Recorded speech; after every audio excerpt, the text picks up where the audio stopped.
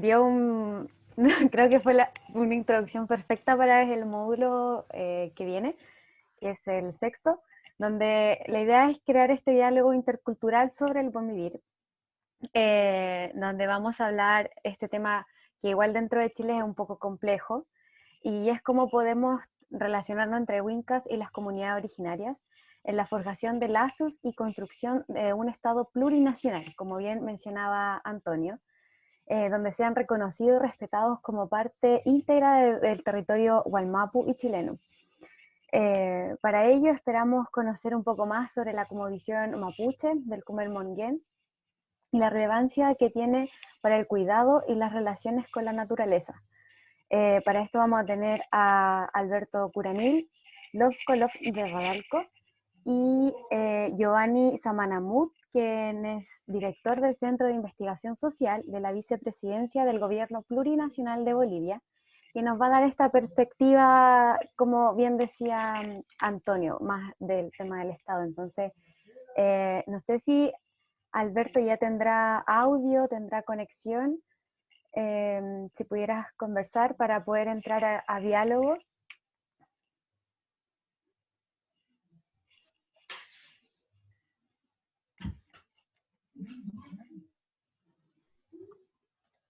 Tenemos audio por acá. Sí, te Estamos escuchamos súper. perfecto, Alberto. Ya, me parece bien.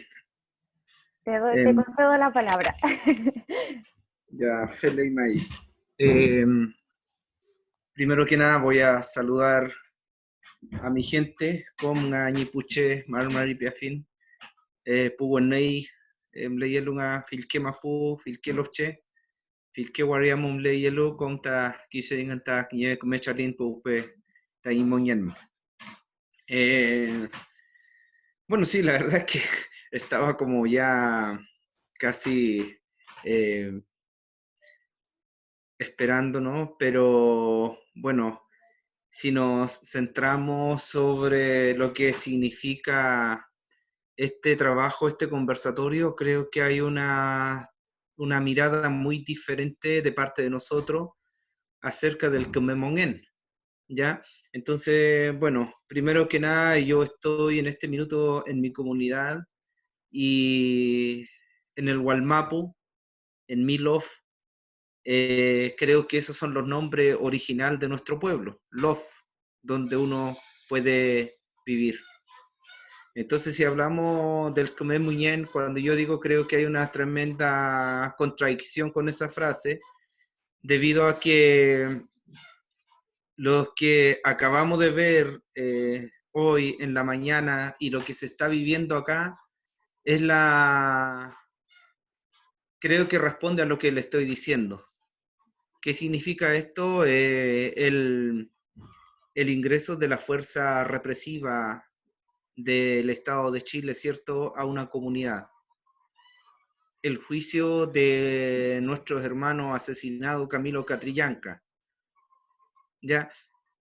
Entonces, si a eso le llamamos el Kememonien o el buen vivir, creo que eso acá en el Gualmapu ya no está.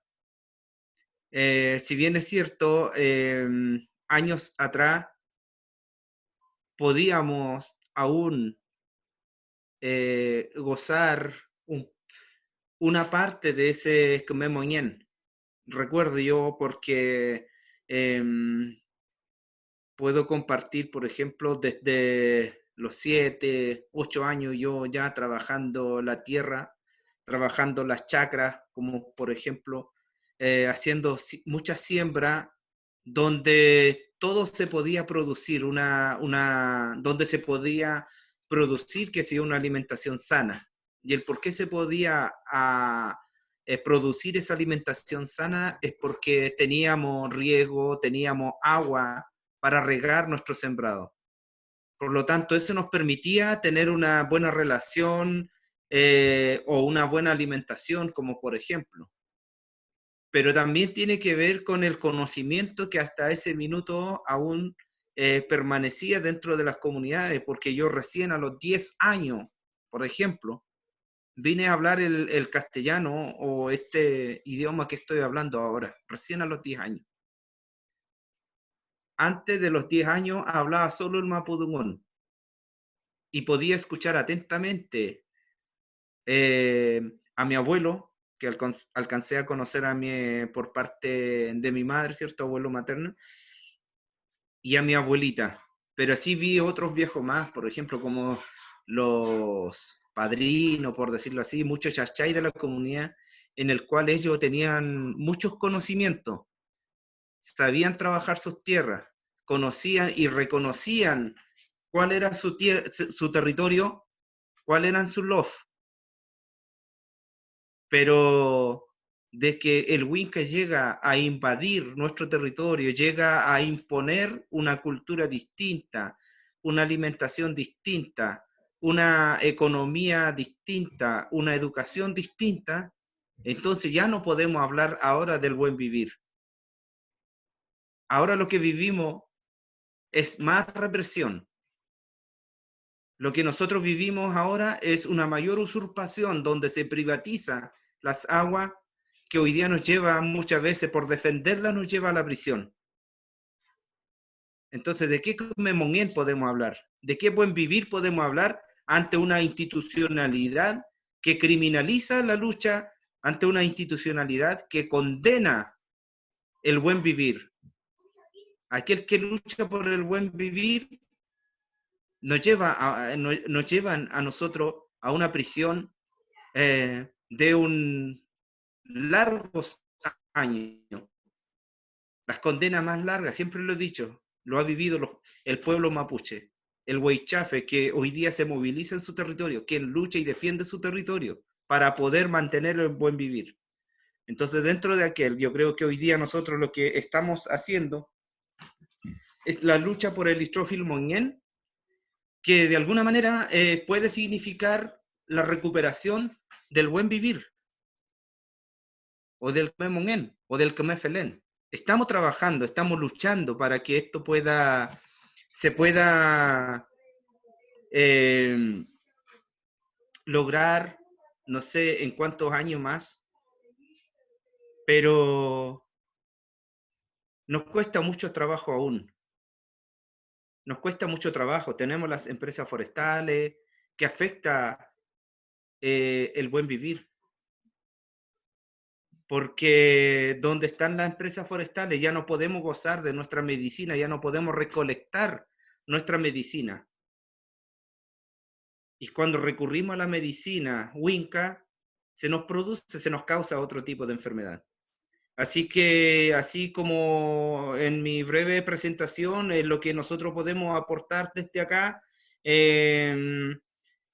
creo que aún también podemos a lo mejor plantearnos, se me venía en la mente, por ejemplo, el Mapo, ¿cierto? Donde están nuestros hermanos mapuches, donde también nuestros abuelos se movilizaron, ¿cierto?, al Pueblo Mapo, pero hoy imponen una frontera. ¿Y quién la impone? El Estado de Chile y el Estado de Argentina. Entonces, eso impide tener comunicación con los hermanos Puelche para poder, qué sé yo, intercambiar siquiera nuestros productos, los trabajos que nosotros podemos desarrollar al interior de cada comunidad. Los incendios provocados por terceros, por intereses económicos, ya sea de empresas mineras o los poderes políticos que hoy día estas empresas estatales se instalen en el territorio. Por ejemplo, en el territorio pehuenche, donde existe o existió un incendio gigante hace 3 años atrás, puede ser, China Muerta, por ejemplo, donde teníamos muchos pinos araucaria. Luego le voy a explicar desde esa manera, porque si le digo del Pehuen, no me van a entender tal vez. Pero existían muchos pinos araucaria que alimentaban a nuestros viejos, que le daba, qué sé yo, o que les vive una sobrevivencia por muchos tiempos a los hermanos pehuenche.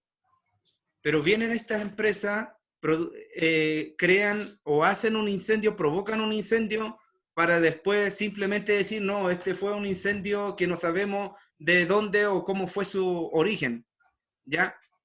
Sin embargo, 2 semanas después, el Estado, el gobierno, ¿cierto? Dirigido acá por Andrés Molina, que era intendente en ese año, después de 15 días empieza a movilizar su equipo de incendio forestal, ¿ya? Pero mientras de esto permitió que se quemara, se incendiara cuánta hectárea de bosque nativo. ¿Y qué están haciendo ahora? Lo están transformando en una área de bosque ya de pino insigne. Pero detrás de eso también viene la empresa minera en el cual tiene la intención de poder perforar ese Huincul para sacar recursos y así explotar nuestra madre tierra. La estoy hablando desde esta forma para que me puedan entender, porque si nosotros decimos, mira, kuchankame kiñeita ñi ñuque mapo, kuchankame kiñeita ñi mapo, kuchankame kiñeita ñi moñen, ¿quién me podrá entender frente a este idioma? Entonces, es una realidad que nosotros hoy día estamos enfrentando acá por querer mantener o recuperar, qué sé yo, el buen vivir, pero esto lo estamos haciendo a punta de cañones, donde nos disparan balas, donde asesinaron a Camilo Catrillanca, ¿ya? Y todo inducido por un poder político, por estos gobiernos que hoy día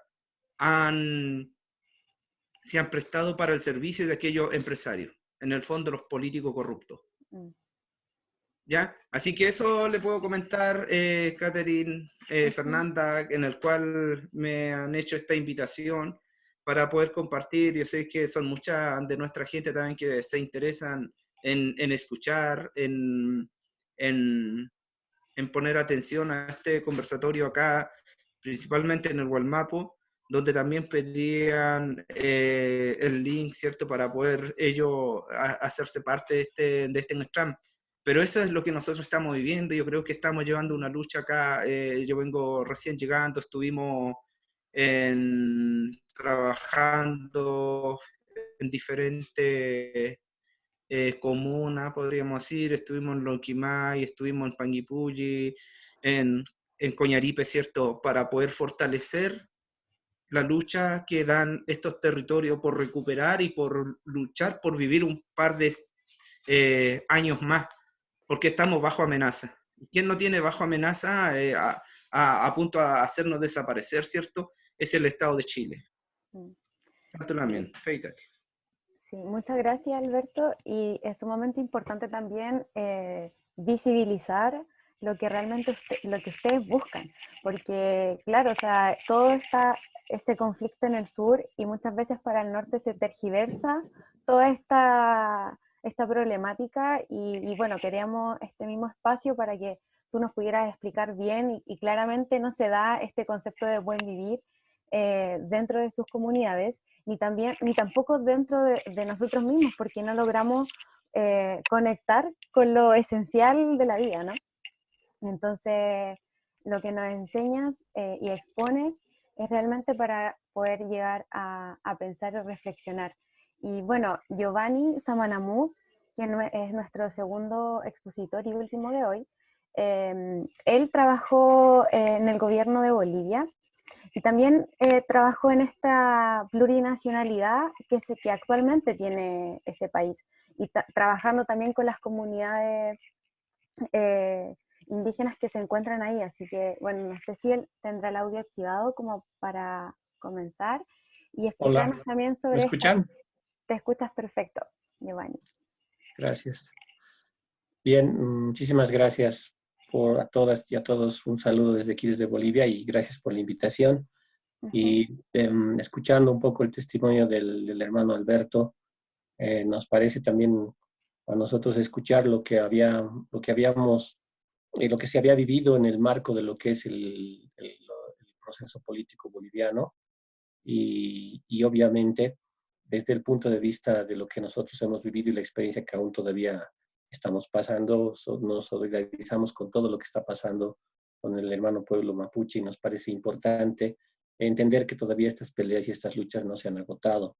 Sin embargo, el punto de partida nuestro es una experiencia un poco diferente, porque como ustedes bien lo han planteado, involucra un tema, involucra toda una reflexión y una experiencia desde el ámbito del Estado, ¿no? Una de las cosas que hay que señalar del movimiento político en Bolivia, su movimiento de los pueblos originarios, tiene que ver con que ellos desde el principio, no deben ser los únicos, pero tal vez los que han tenido las condiciones históricas posibles de hacerlo, han decidido tomar el poder como una parte fundamental de encarar la descolonización, ¿no? Es decir, para esos movimientos, en ningún momento se les ha parecido algo negativo y aún sigue siendo una aspiración fuerte y fundamental el tomar el poder, obviamente bajo la vía electoral, que es la que se definió desde hace más de 20 años, y a través de eso iniciar el proceso de descolonización. Y creo que ese es un elemento fundamental que distingue al movimiento indígena en Bolivia respecto a otros. Y repito, no es una diferencia que solamente tiene que ver con la aspiración. Yo creo que también tiene que ver con las condiciones históricas, sociales y políticas que justamente han permitido que un proyecto como tal pueda darse y que aunque hay problemas y dificultades de las cuales podemos hablar ahora y se pueden hablar mucho, sin embargo se han dado pasos importantes. Por lo tanto, estamos en un momento diferente donde encontramos otro tipo de contradicciones. Yo quisiera simplemente puntualizar algunas de ellas, sobre todo encarados al problema del vivir bien, del suma jamaña que decimos en Aymara, o el suma causay que se entiende en quechua, ¿no? Para empezar, nosotros tal vez hemos experimentado de manera mucho más clara, y en eso tal vez yo quisiera presentarnos a nosotros como una experiencia de la cual se pueden sacar una enorme cantidad de lecciones antes que decirles que es un modelo. Quisiera expresarles las dificultades, las posibilidades y los elementos complejos que hemos encontrado al intentar andar el camino del vivir bien. ¿Por qué me parece importante hacer esta lectura? Porque creo que ahí, así tal vez podamos ponernos como un ejemplo, no como un modelo, para que otras luchas y experiencias en el continente de la Vía Yala puedan también alimentarse y a su manera apropiarse de la experiencia boliviana. Una de las cosas más complicadas que hemos atravesado en el marco de la construcción del camino del vivir bien tiene que ver con la idea de cómo lo pensamos, cómo pensamos el vivir bien. Si bien es cierto, como dice el hermano Alberto, estas experiencias están presentes en las comunidades, de la misma manera que estaban presentes y siguen estando presentes en las comunidades que están alejadas de la modernidad por diferentes razones, por una exclusión racial, por una exclusión económica, por una exclusión política. Dependiendo obviamente del contexto y de la situación de cada país, hay diferentes formas de exclusión. Esta exclusión es la que ha permitido en parte que la experiencia de vivir bien sea una realidad, no sea algo ajeno, ¿no? Obviamente con diferentes dificultades, complejidades propias de un mundo interconectado y globalizado de distintas formas. Sin embargo, la experiencia, la vivencia del vivir bien tenía en distintas fases, en distintas totalidades, algo real, era algo existente. Sin embargo, cuando queremos convertir esta experiencia de la comunidad en una experiencia estatal, no es lo mismo. Y aquí es donde tenemos que empezar a pensar realmente cómo vamos a encarar el tema del vivir bien. Primero, porque el primer error que se cometió, en nuestra opinión, nosotros, es pensar que el vivir bien era un modelo que se podía aplicar fácilmente estando en el gobierno. Y evidentemente ahí es el primer tropiezo que nosotros encontramos, ¿no? Es decir, no se puede pensar que el vivir bien es un modelo. De la misma manera que en el siglo XX tal vez se pensó que el socialismo era un modelo o que el comunismo era un modelo. Estas son formas modernas, europeas, de pensar los cambios a través de modelos. Y a veces, y nosotros hemos cometido ese error, no solamente gente mestiza, sino también gente indígena, intelectuales indigenistas, que también veían un modelo el vivir bien. Y por lo tanto, una vez que se está en el poder, se toma el control, pues evidentemente este modelo no es un modelo, porque no es suficiente. Primero, porque las condiciones históricas a las que uno se enfrenta en la descolonización del Estado son muy variables, son diferentes. Y eso no se puede resolver solamente con un modelo. Hay que pensar otras alternativas, otras vías de transformación del Estado que no suponga simplemente la forma de un modelo. Es decir, no se trata de suplantar un modelo por otro. Y ese creo que es una lección importante que desde Bolivia, o puedo dar miles de ejemplos de esto, creo que el tiempo no me va a alcanzar. Simplemente trato de sacar algunas lecciones que hoy nos van a ayudar, porque también lo estamos haciendo, a reconducir el proceso. Como ustedes saben, hemos salido de casi un año de golpe de Estado y hoy nuevamente el movimiento al socialismo es parte del gobierno y por lo tanto esta idea de vivir bien, sobre todo en el pensamiento, en la visión y en la perspectiva del vicepresidente David Choquehuanca, es algo claro para nosotros. Por lo tanto, vuelve a aflorar la esperanza de construir el camino del vivir bien desde el Estado y en la sociedad. Eso es lo que está pasando. Y estas reflexiones que yo hago son las que estamos retomando para volver a reencaminar lo que habíamos hecho 14 años atrás. Entonces, una primera idea es esta, ¿no? Cuando yo les pasaba un textito muy académico, muy teórico a los compañeros, esta reflexión no viene de los libros, viene de la experiencia. Esta idea de que el vivir bien no puede ser un modelo, no viene de haber leído un libro o algunos textos de filosofía, viene de la experiencia concreta, cuando para nosotros era muy difícil traducir esta idea. Parece muy bonita, es muy linda y vende mucho, ¿no? Y hay que reconocerlo. A nivel internacional la gente se maravilla, y sobre todo en Europa, la gente se emociona cuando dicen que nosotros tenemos un modelo. Lo cierto es que tenemos experiencias, tenemos riqueza, mucha riqueza, pero convertir esa riqueza o que esa riqueza transforme la sociedad es todo un proceso complejo. Y hay que encararlo así, como un proceso complejo, que involucra varios niveles, ¿no? En el nivel estatal, no solamente encontramos la idea de la economía, que también otro expositor hacía mención, ¿no? La idea de que hay formas económicas articuladas que impiden, digamos, romper con algo que ha sido criticado por muchos intelectuales latinoamericanos y que le han llamado extractivismo, ¿no? Han cuestionado a los países, a los gobiernos, entre comillas, progresistas, donde estaba el gobierno de Bolivia, que tenía como bandera junto al de Ecuador el vivir bien, de ser excesivamente extractivistas. Entonces, una de las primeras cosas que nosotros habíamos visto es que en el nivel en el que está estructurado la vida cotidiana de los seres humanos, hombres y mujeres, y la forma como se reproduce el sistema capitalista a través de la forma de consumo, hace muy difícil pensar que se va a subvertir inmediatamente la propia forma de economía extractivista. Si se dan cuenta, gran parte de estos procesos latinoamericanos han ensanchado los ingresos medios de su población. Si revisamos Argentina, el propio Brasil en la época de Lula, Ecuador en la época de Correa o Bolivia, vamos a ver que hay un crecimiento enorme de la capacidad adquisitiva de sectores de clase media. Y eso es importante, es un fruto de la transformación del Estado, aunque el Estado todavía no deja de ser extractivista. Pero uno de los grandes errores que nosotros no hemos podido percibir y que tiene que ver con el vivir bien es el asunto de que las expectativas, lo que podemos llamar el sistema de necesidades que se articula vía consumo de todos los hombres y mujeres de los países, no ha sido nunca trabajado.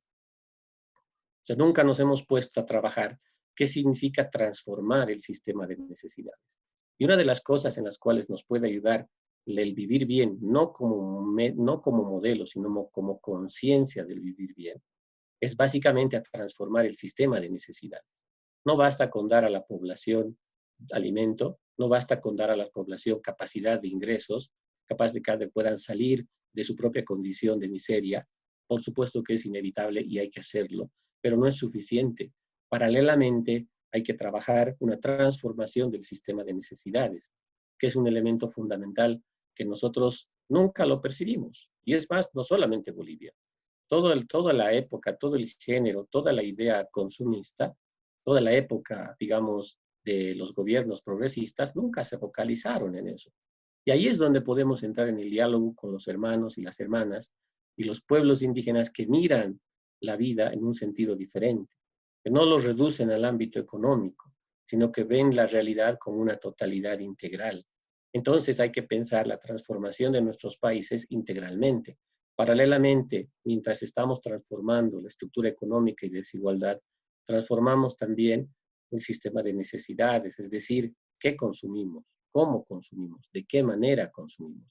El extractivismo, por mucho que suene mal, no es un asunto simple y llanamente de voluntad política, como algunos críticos nos quieren hacer ver. Piensan que los gobiernos de Bolivia o de Ecuador o de otros países son extractivistas porque han dejado o no quieren pensar en alternativas críticas. No es cierto.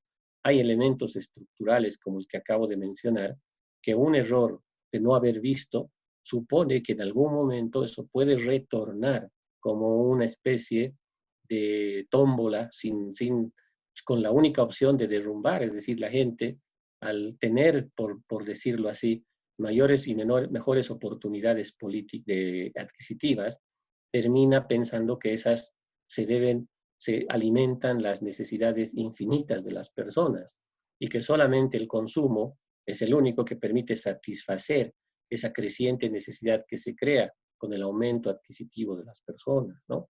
¿Cómo se trabaja eso? ¿Cómo se transforma eso? Ese es un tema fundamental y por supuesto que le corresponde no solo al nivel estatal, sino también le corresponde a la sociedad en su conjunto. ¿Cómo generamos un proceso de transformación? En mi idea, no hay un modelo del vivir bien. Hay que producir, hay que trabajar en las personas una conciencia del vivir bien. Sobre esa base se va a definir esta transformación. El tercer punto importante, que creo que también hay que reflexionar, donde el vivir bien ayudaría muchísimo, es la idea, la despolitización que involucra justamente este intento de satisfacer solamente las necesidades y el consumo, ¿no? Paradójicamente, cuando nosotros encaramos los procesos de mejora de las condiciones de vida de los hombres y las mujeres de nuestros países, porque ese es un nivel que le corresponde específicamente al Estado, sobre todo, no damos cuenta que al dejar pasar que la lógica de consumo pueda internalizarse de mayor medida y de mayor manera en toda la población, no solamente genera este proceso que ya se conoce, ya se sabe, articularse perversamente al capitalismo de consumo, sino que sobre todo genera también una despolitización, es decir, hay una desmovilización que la gente lo traduce por una negación, digamos, ¿no? Por una negación de la política. Eso también nos ha pasado a nosotros y creo que en gran parte la pérdida de legitimidad del 2016 hacia adelante que hemos tenido, que se ha sumado al golpe, el haber votado por Macri en Argentina, el haber votado por Bolsonaro en Brasil, y obviamente eso involucra un sentido de despolitización, que hay que pensarlo muy claramente, que mi óptica viene por el lado de la lógica de consumo, no viene por un lado simplemente de la ideologización. Y esto es muy fuerte para nosotros, ¿no? Porque nosotros, tanto los países progresistas, siempre hemos pensado que la mejor forma de politizar a nuestra gente es con cursos de desarrollo político, ideológico, para que ellos puedan estar preparados ante cualquier lucha y confrontación ideológica que venga del otro lado, del capitalismo, de la modernidad, de la derecha, pero la verdadera ideología está en el consumo. Y cuando el consumo se instala en la población y cuando la población mira el consumo como una única alternativa, entonces la consecuencia inevitable es la despolitización. Ese es un elemento también, creo que es importante trabajarlo desde el ámbito del vivir bien. Ahora, ¿qué es lo que genera el consumo? El consumo genera una vida más individual. Y esta vida más individual, evidentemente arrojada al consumo, busca más bien satisfacerse infinitamente y evita desaparecer, ¿no? Es decir, el consumo genera individuos, eso lo sabemos perfectamente. Estos individuos que se lanzan a la vida, a la sociedad, como tienen una conciencia solamente ensimismada, viven su vida sobre la base de sus expectativas individuales. Una consecuencia de esa exacerbación de sus expectativas individuales es convertirse en un sujeto apolítico, es decir, que no le interesa la política con nosotros, sino solamente una perspectiva sobre sí mismo. Creo que ahí encontramos que una gran cantidad de personas y gente que ha vivido los procesos políticos progresistas en América Latina han terminado pensando que la cosa política ha desaparecido, que lo político no es fundamental, no es importante, y que más importante es mantener la permanencia individual. Y al mantener esa permanencia individual, obviamente se arroja muy fácilmente al control. En mi opinión, ¿qué tiene que ver esto con el vivir bien? En el vivir bien, en la conciencia del vivir bien, en la conciencia de la comunidad, es importante entender que el proyecto de uno no se agota con uno.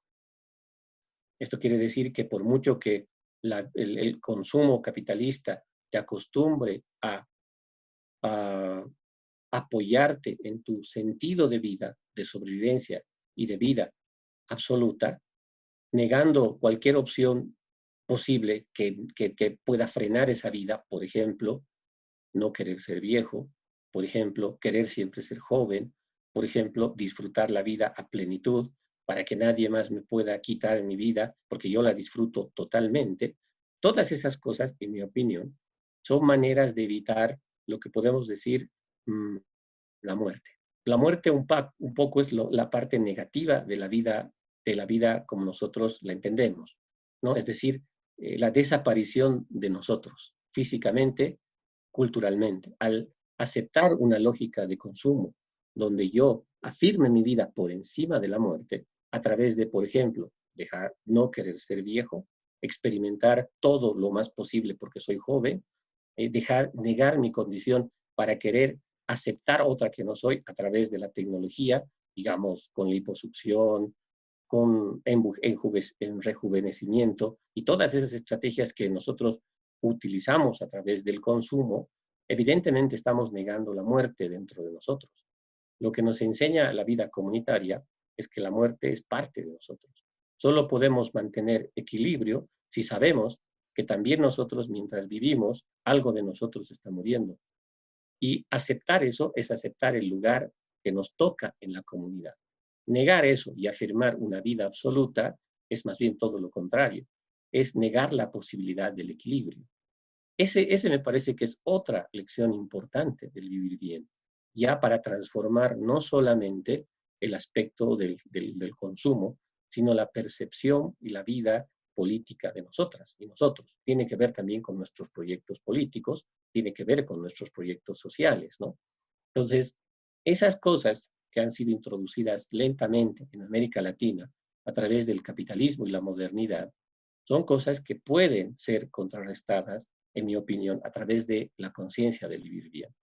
Todas estas limitaciones que también hemos experimentado nosotros nos dan una pincelada muy simple, muy rápida de lo que hemos hecho. Por supuesto que en el plano estatal, en Bolivia, faltaba muchísima reflexión y aún nos falta todavía.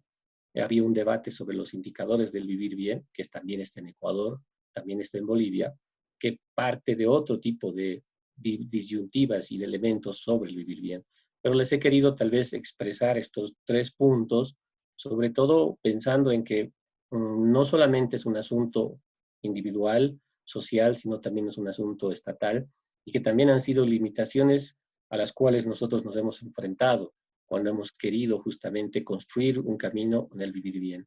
No es tan fácil, no es tan sencillo, todavía nuestra experiencia y nuestra perspectiva del vivir bien se cruza con la experiencia de la izquierda. No es que se niegue la experiencia de la izquierda, sino que se trata de entender el justo lugar que le corresponde a esa experiencia en el proceso de lucha y de transformación y de descolonización. No se puede negar la importancia que ha tenido la izquierda en América Latina y en el mundo para la lucha contra el capitalismo, pero tampoco se puede confundir la lucha de los pueblos indígenas, la idea del vivir bien, con la lucha de la izquierda. Creo que cada una de esas cosas adquiere un lugar en la lucha contra el capitalismo y en la medida que nosotros podamos encontrar qué lugar ocupamos en una lucha colectiva y plural, vamos a poder aprender mutuamente. No podemos excluir, porque eso también nos ha pasado, mucho del pensamiento izquierdista y de la izquierda boliviana, aunque de boca para afuera habla de que defiende el vivir bien, de boca para adentro niega el vivir bien, porque lo considera expresiones místicas, pasadas, ¿no ve? Como decían aquí, pachamamadas, ¿no? Es decir, cosas idealistas y realizables. Aunque hacia afuera dicen que sí, vamos a apoyar. En el fondo, siguen manteniendo una visión radical, ortodoxa de izquierda y niegan esas expresiones espirituales, culturales, diferentes, como meros idealismos o excentricidades producidas tal vez por ONGs o producidas por intelectuales. Nosotros, las personas que tenemos otro tipo de percepción, consideramos no a la izquierda como enemigos, sino como un aliado para aprender desde su experiencia. No partimos de la misma posición, de pensar que nosotros tenemos la verdad y ellos no, como a veces ellos interpretan. Han tratado también de subsumir el discurso del vivir bien en el socialismo. Han tratado de subsumir el discurso, la idea, la conciencia del vivir bien en el comunismo. No son lo mismo, pero no porque no sean lo mismo, son formas superiores o inferiores para luchar. Ambas, me parece, sobre todo el socialismo como experiencia, perfectamente válidas para enfrentar el capitalismo y la modernidad. Pero si nos negamos unos a otros, no creo que vayamos a llegar muy lejos. Nosotros consideramos que la izquierda no es un enemigo de otro tipo de expresiones de descolonización, es un aliado estratégico, del cual también se puede aprender. Pero lo que no puede pasar es que la izquierda quiera subsumir el discurso del vivir bien en sus códigos, en su lenguaje político, en la idea de marxismo que tiene. Creo que eso también hay que descolonizar. Y también ha sido y sigue siendo un problema para nosotros en Bolivia. Les pongo un ejemplo y con esto termino. El vicepresidente David Choquehuanca, electo en el discurso inaugural, hizo una metáfora muy interesante, polémica, pero realmente ilustrativa. Dijo, para que el proceso de cambio pueda resurgir, tenemos que ser con el cóndor, como el cóndor. Y el cóndor solo puede entrar en vuelo, en perfecto vuelo, cuando el ala derecha está en perfecto equilibrio con el ala izquierda. Esto es difícil de traducir para un izquierdista, porque el izquierdista va a pensar que nosotros estamos aliándonos con la derecha para poder hacer un proyecto. Es una metáfora que hay que saber entender. Esta metáfora brillante que ha dado el vicepresidente nos muestra la perspectiva política de las personas que pensamos que la descolonización va de la mano del vivir bien. Se trata entonces de entrar en diálogo, vuelvo a repetir, de construir una transformación plural, no una transformación unívoca, no pensando que nosotros estamos por encima. Tal vez la experiencia, la vivencia, la conciencia del vivir bien hoy es una respuesta novedosa, renovadora, transformadora para el mundo. Sin embargo, no es la única y hay que ser conscientes de eso, ¿no? Y en la medida en que encontremos un equilibrio con eso, tranquilamente vamos a poder enfrentar de mejor modo esta transformación. Así que, bueno, les agradezco nuevamente la oportunidad de poder intercambiar algunas ideas y muchas gracias por esta oportunidad de hablar con ustedes. Muchas gracias, Giovanni. Fue súper gratificante escucharte porque igual es muy importante hablar el tema de la espiritualidad, porque es algo que se toca y que yo creo que las comunidades indígenas a nivel mundial es algo que transmiten y que el capitalismo y las nuevas, como la sociedad actual, no lo considera. Y claro, vuelve esto todo como a la individualidad, a la apatía, y algo que hemos logrado ver con el tema de la pandemia, cómo la gente no ha sido empática, entonces ya ahí falta como muchos valores, entonces es muy importante tocar ese tema. Creo que había una pregunta en el chat que iba dirigida a Alberto. No sé si Fernanda o Camilo la pueda leer. Sí. Dice, la pregunta viene de Valeria Caballero Tapia y dice, mi pregunta es cómo se toma la comunidad el brote del Aquilas y el próximo eclipse que se da 100% en la Araucanía. Bueno, yo creo que es un tema evidente de una mala señal, ¿cierto? Que entrega la naturaleza, en este caso, floreciendo ya hace 2 años, precisamente yo estaba en la prisión cuando la gente llegaron ahí a visitar la noticia por, como decirlo de alguna manera, pero ahora también viene el tema del eclipse, donde para muchos que no cuenta con el conocimiento mapuche es una atracción también turístico, de hecho, como un día muy especial, o sea, algo como muy novedoso. Entonces, muchos se quieren lucrar frente a eso. Sin embargo, para nosotros como mapuche es muy por el contrario, sobre todo para las mujeres que están embarazadas, para las mamitas, ¿cierto? En el cual es muy peligroso. Por lo tanto, que es un día de feriado, que podríamos decir, donde tenemos que saber guardarnos, tenemos que saber protegernos ante esa negativa. Y, o sea, son anuncios que trae cierto, que no sabemos aún lo que, en concreto, lo que se podría venir el día de mañana, pero de la forma en que hoy día estamos enfrentando la vida, en algún momento también los ancianos dijeron, eh, las Machi también en todo su momento de trance también lo han estado anunciando, pero este producto del desequilibrio que ha generado el mundo Winca dentro de la Mapuche. Bueno, el 2010, sin ir más atrás, por ejemplo, el terremoto, lo que causó las muertes y toda la destrucción que hubo ahí, creo que fue gravísimo, las consecuencias se vivió. Y uno dice, pero ¿cómo? O sea, la naturaleza se puede manifestar de esa manera. O sea, sin embargo, uno puede ver de cómo estas personas que tienen muchos recursos económicos se instalan y reducen ese territorio, o sea, no solo reducieron el Gualmapo, sino también han reducido el Lafquén. Entonces han construido su vivienda, cabaña, en fin, cuántas construcciones están produciendo dentro y la industria que contamina también nuestro Lafquén.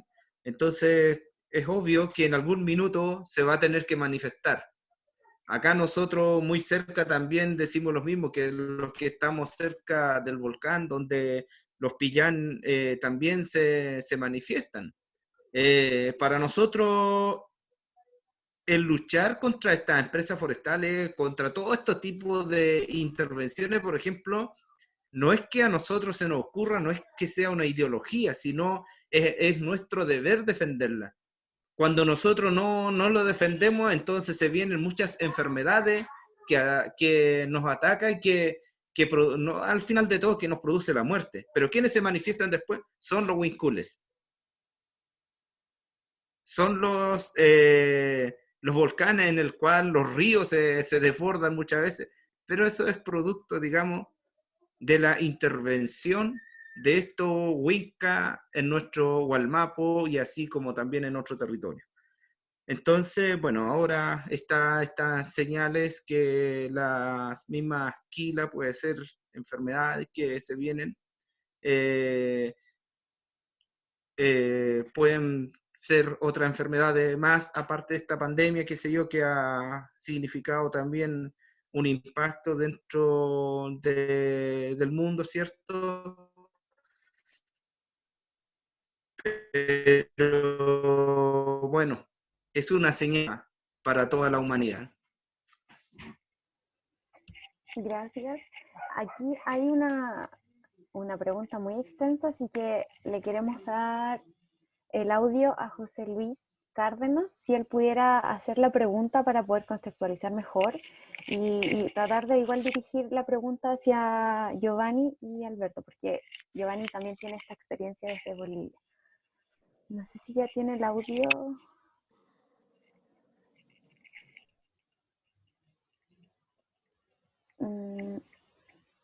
Voy a darle el audio. Hola. Ahí lo tienes. Bueno. Hola, buenas noches.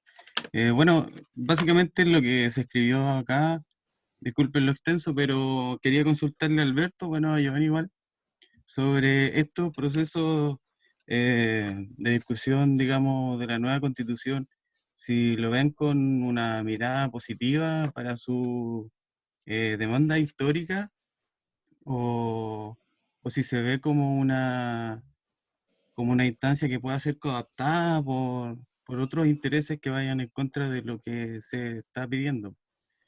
Por eso hago hincapié, digamos, en lo último, sobre si lo ven como una real posibilidad para alcanzar su objetivo o como una instancia de poco alcance.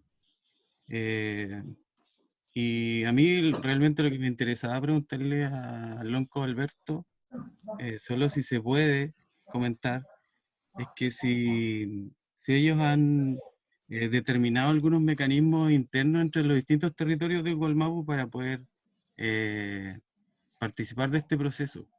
Y si es que lo ven como un proceso favorable hacia su lucha.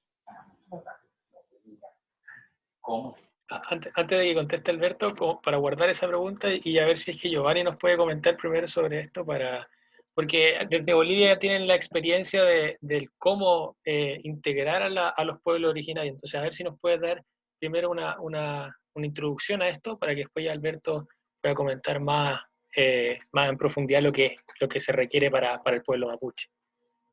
Bien, yo creo que hay que darle una mirada, como experiencia boliviana, una mirada histórica, ¿no? Les pongo un ejemplo para que un poco se entienda. Cuando nosotros hemos discutido la ley Avelino Ciñani Elizardo Pérez, que es una ley de reforma educativa que se lo ha planteado en la época del gobierno de Evo Morales, ¿no? Era una ley descolonizadora, despatriarcalizadora y obviamente que implicaba el vivir bien.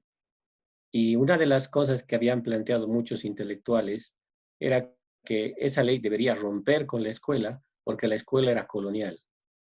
Y obviamente como la escuela es colonial, habría que romper con la escuela porque si no rompes con la escuela no es descolonización. Visto teóricamente parece que tiene sentido, pero visto históricamente no. ¿Por qué? Porque cuando uno analiza el movimiento indígena en Bolivia, desde hace más de 200 años, es decir, desde casi 200 años de república, después de la colonia, se da cuenta que el movimiento indígena ha armado una forma muy concreta de lucha, que no implicaba ningún tipo de maximalismo teórico. Pongo un ejemplo, a principios del siglo XX, los caciques bolivianos, los apoderados y caciques apoderados, que eran descendientes todavía de los linajes incas que quedaban en la República, estaban bien interesados en hacer escuelas. Bolivia, con el gobierno liberal, había puesto por 2 años una experiencia de escuelas indigenales, luego las ha retirado porque no le parecía importante dar educación a los indios. Pero los propios caciques financiaban las escuelas para poder enseñar el castellano a sus hijos. ¿Por qué? Porque la enseñanza del castellano a sus hijos les garantizaba el conocimiento de las normas. Y garantizar el conocimiento de las normas les permitía defender y mantener la lucha viva de descolonización. Entonces, ¿cuál es la lección? Dicha muy simplemente. Puede ser que las condiciones actuales para transformar la Constitución en cualquier país, por ejemplo el suyo, del cual no me voy a atrever a opinar, pueden no ser las ideales, pero eso no quiere decir que no se puede avanzar. Hay que leer la lucha de resistencia de 500 años de los pueblos indígenas para entender que la pelea hay que darla, independientemente de que las condiciones ideales y teóricas que uno tenga puedan no cumplirse. Eso lo hemos aprendido no de los libros, de la experiencia de lucha de 500 años. Me imagino que el hermano Alberto tendrá miles de ejemplos respecto a la resistencia mapuche, pero el movimiento aymara, el movimiento quechua, el movimiento guaraní, durante muchos años ha utilizado formas diferentes de lucha para mantener viva esa experiencia. Mientras la experiencia, la vivencia de la lucha se mantenga y se logre en ese sentido avances, creo que yo es positivo. Eso es lo que ha pasado en Bolivia y por lo tanto nosotros lo miramos así, en un largo plazo, independientemente de que las condiciones ideales se den o no se den.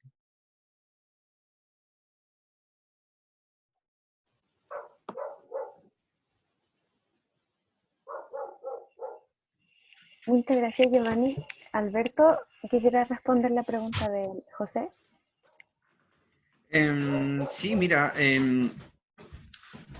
creo que ayer, cuando los jóvenes salen a la calle para manifestar el descontento y luchar por su dignidad, en honor a los viejos que lucharon primero, ¿cierto? Se veía muy bueno, se veía incluso hasta emocionante, donde la gente se manifestaron contra todo un sistema que oprime a su pueblo. Entonces, sí, bueno, desde ahí, desde la calle, ¿cierto? Nace como propuesta este cambio constitucional. Sin embargo, hoy que ya está en proceso, ya está en marcha todo este proceso de cambio constitucional, nuevamente se empoderan los políticos, los partidos políticos, y muchos de aquellos mismos políticos corruptos que le dieron la espalda al pueblo, hoy nuevamente quieren encabezar este cambio constitucional. En ese sentido nos genera mucha desconfianza e incluso una traición más para el pueblo. Eso significa que el día de mañana esta movilización probablemente sea aún más fuerte, porque quienes intervienen ahí, uno insiste, o sea, ¿quiénes son los que intervienen? Son los grandes poderes económicos. Es el sistema neoliberal que hoy día impone su fuerza para poder de esta manera interrumpir lo que en algún minuto se estaba soñando.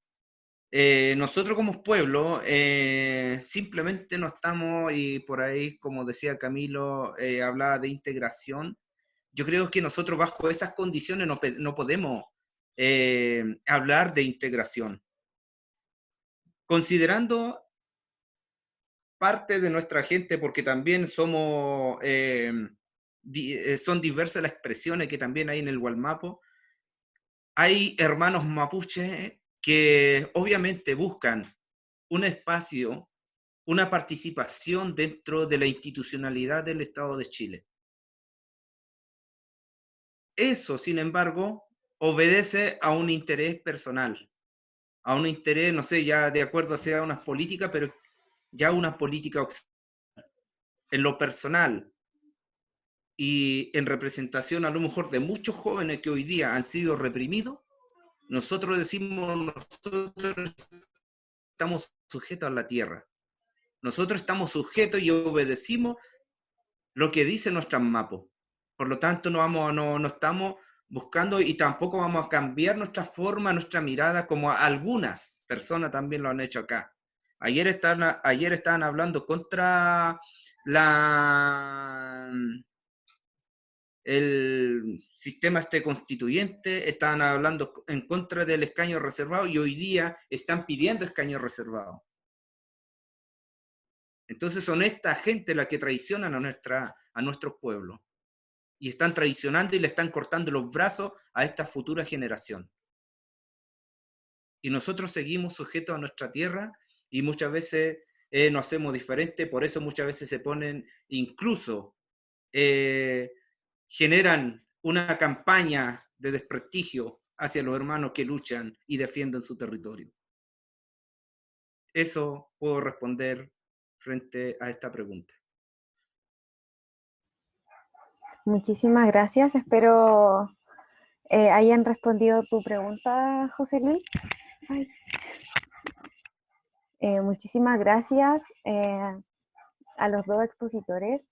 Creo que aprendimos muchísimo el día de hoy y creo que en lo personal, creo que nos volvimos a reencontrar con esa esencia que de cada ser humano tiene y que muchas veces dejamos de lado por esta individualidad que nos lleva el capitalismo y la vida social que hoy en día nos absorbe.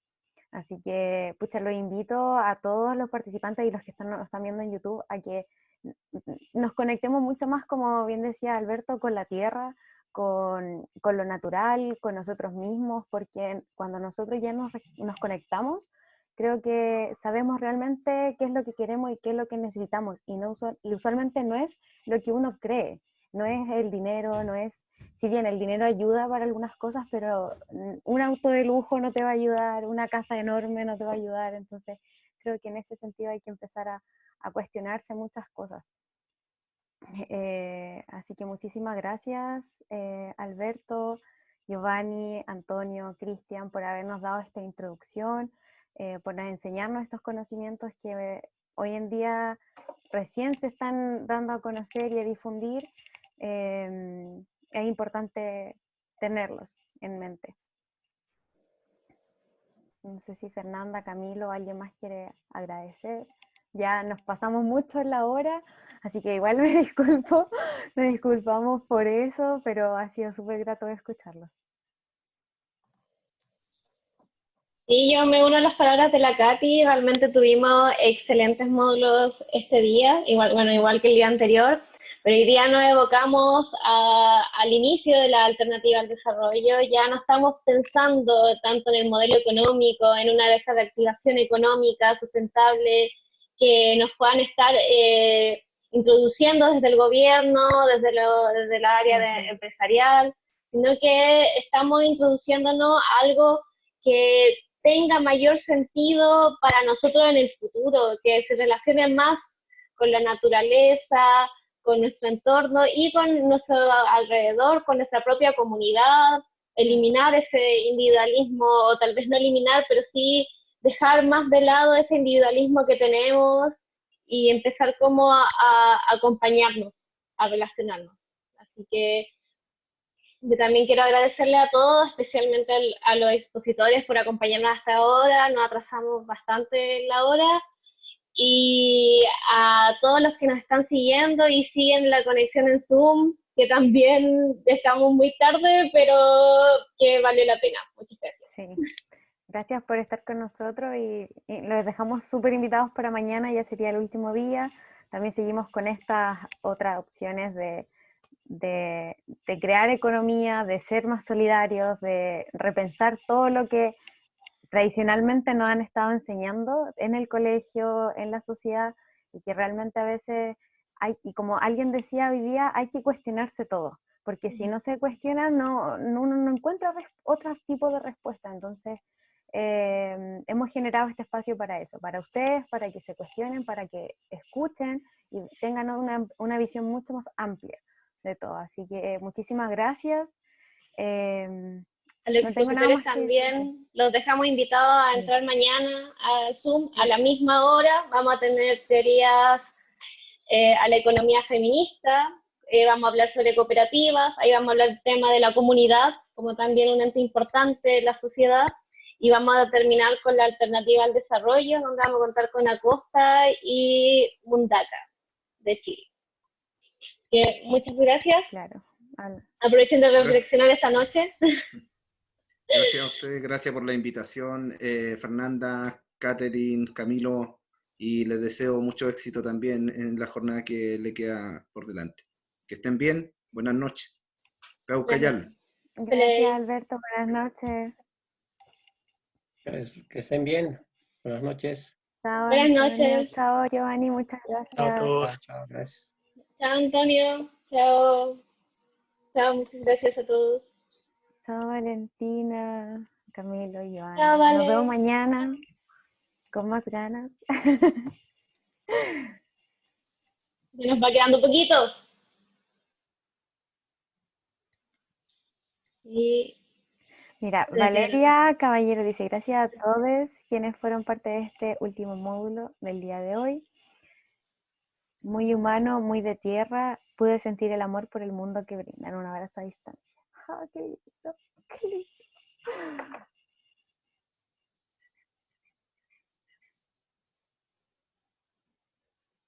Antonio dice, excelente seminario. Valentina Sandoval, muchas gracias.